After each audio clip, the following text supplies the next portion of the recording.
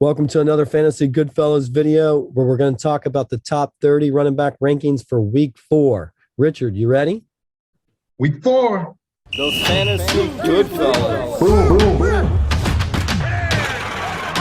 Rolling on the field.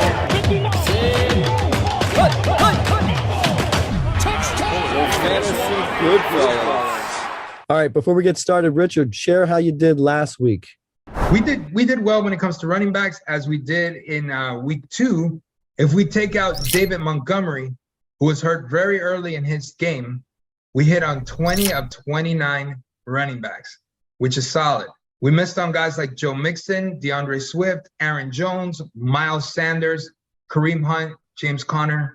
Well, I like to hear that boom. Guess we're not going to get it this week.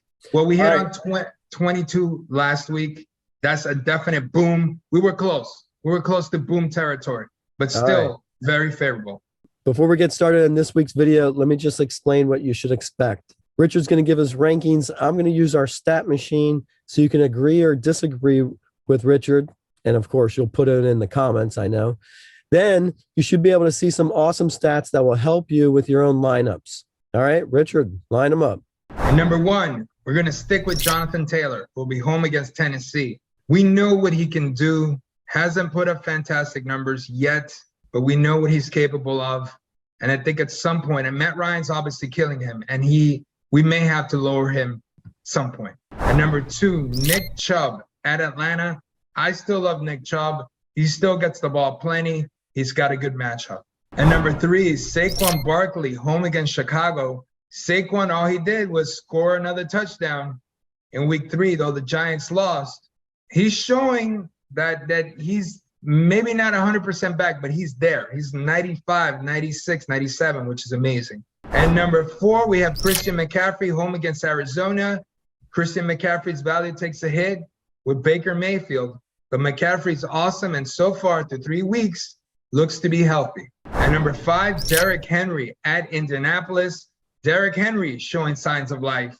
He's got a decent matchup in week 5. Hopefully he gets the rock plenty of times. And number 6, Austin Eckler at Houston. Austin Eckler fading a bit. Does it have to do with Justin Herbert's injury? Is he just not in the game plan as much? We will see, but for now, we have him at 6. Number 7, Najee Harris, home against the Jets. More than anything, Najee might not be 100%. Trubisky's been terrible, but the Jets are a great matchup, and Najee Harris is going to get the ball plenty. And number 8, Dalvin Cook at New Orleans. Tough matchup, but Dalvin Cook makes plays. He's the best of what we have left.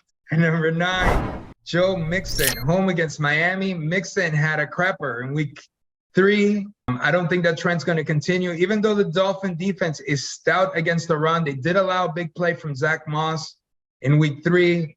I think Joe Mixon might get that big play as well. And number 10, Cordarrelle Patterson, home against Cleveland.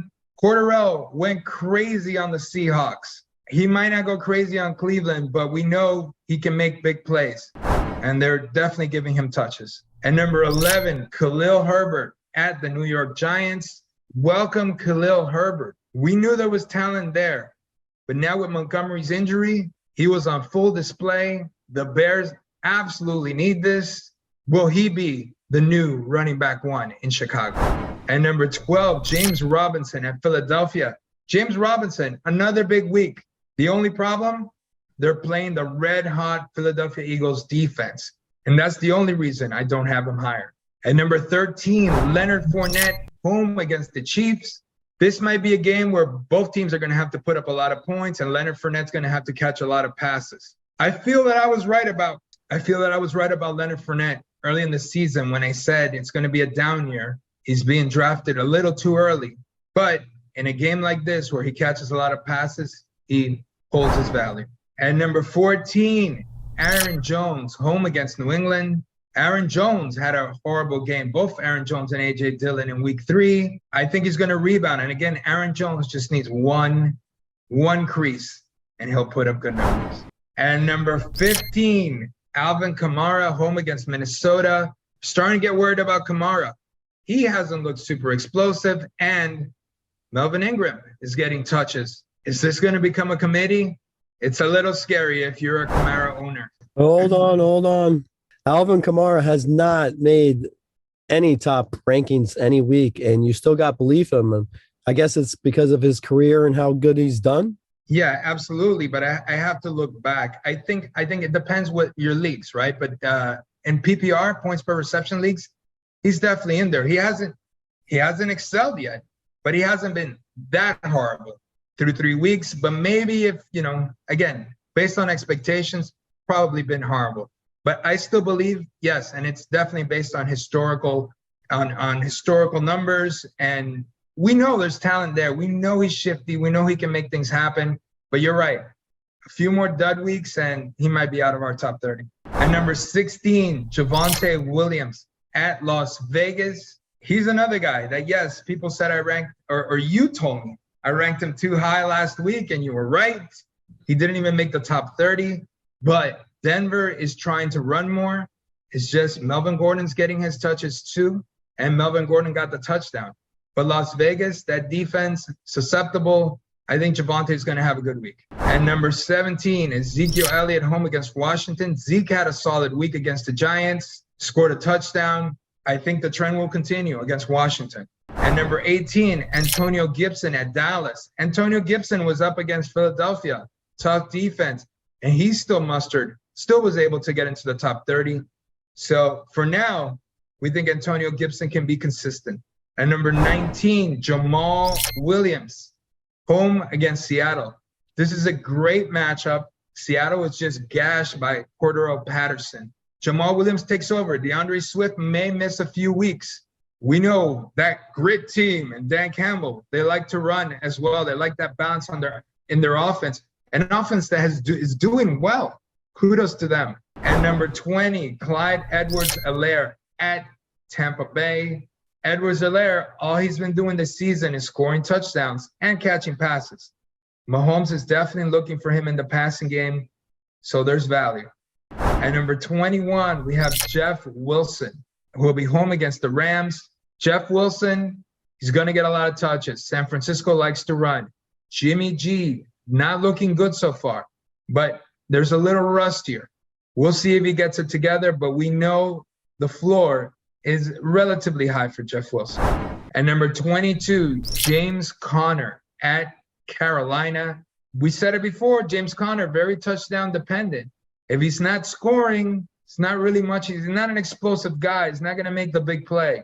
Wasn't in the top 30 in week 3. He's dropping. That's how I see it, but I expect him to score this week. And number 23, A.J. Dillon, home against New England. A.J. Dillon didn't do much week 3. We expect a rebound against the 0-3 Patriots. I think he'll get plenty of touches. And number 24, Breece Hall at Pittsburgh. Here's the one thing about Breece Hall, this bright rookie. He had 11 targets in week 3. That trend continues. He'll be a very, very viable fantasy running back. And number 25, Damien Pierce, who will be home against the LA Chargers. Damien Pierce, number 1 back for the Texans. Not saying much, but he was in the top 30 last week. I think the trend continues. Number 26, Kareem Hunt at Atlanta.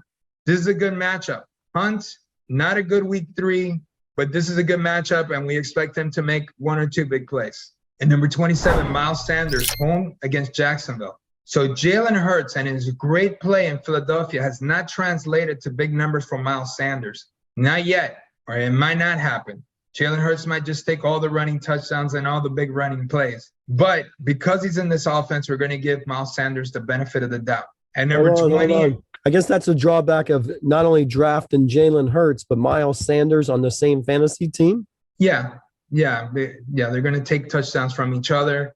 And more often than not, Jalen Hurts is going to be getting them. And number 28, Damien Harris, who will be at Green Bay. Is it Stevenson? Is it Harris? They both were in the top 30 in week 3, but we're going to lean Harris here. We know Belichick is going to have to run even more. He loves to run with Mac Jones at quarterback. He's going to run even more with Brian Hoyer at quarterback. And number 29, Tony Pollard, who will be home against Washington. Pollard was in the top 30 in week 3, starting to get his touches. But here's the thing, Pollard is really making things happen.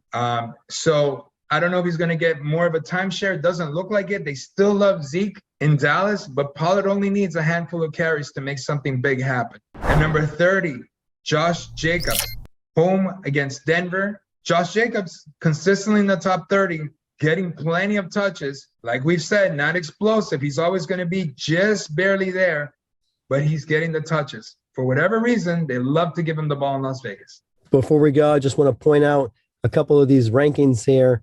I don't see really any issues with your first top 6. Maybe Dalvin Cook at 8. Some other rankings have it at 17. Yeah, Minnesota has looked dysfunctional so far, and you see it with not only Dalvin Cook but Justin Jefferson. We don't know what's going on there. Is there an O-line problem? So there are some doubts, but again, just historical success. I continue to rank Dalvin Cook high. All right, Khalil Herbert. It's not even in some rankings, and you got him 11. Yeah, I love him. Did you not see the Chicago game? I mean, he went bonkers, and we know that offense they're going to have to run a lot because Justin Fields looks lost. Montgomery looks like Montgomery might miss a few weeks, so it might be the Khalil Herbert show, and I like what I saw. Okay, and your bottom feeders here, Tony Pollard and Josh Jacobs. Some other rankings don't even have them in the top 30. You got them. Yeah, those are the borderline guys. Again, like I always say, potato, different taste. I always try to pick guys with either high floors, high potential. Like Pollard's my potential guy. Jacobs is my floor guy because we know he's going to get a lot of touches. All right. Well, thanks for coming on here and sharing your top 30 running back rankings for week 4. Any parting words for everybody? Just stay with it. Those fantasy good fellas. Boom, boom, boom. Rolling on the field. Those fantasy good fellas.